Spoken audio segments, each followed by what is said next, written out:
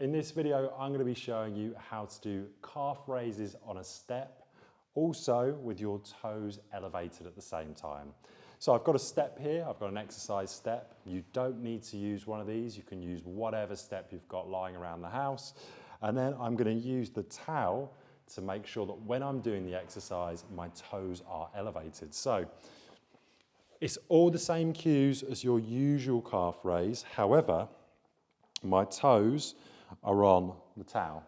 This raises my toes up into an unnatural position because they would be a lot lower if the towel wasn't there.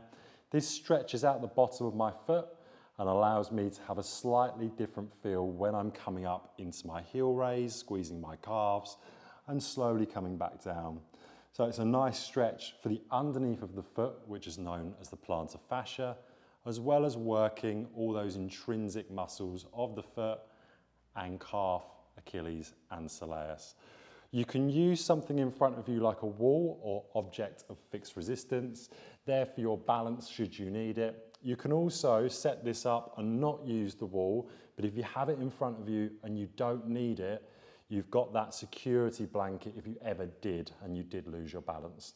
So that is how to do a toe elevated calf raise on a step.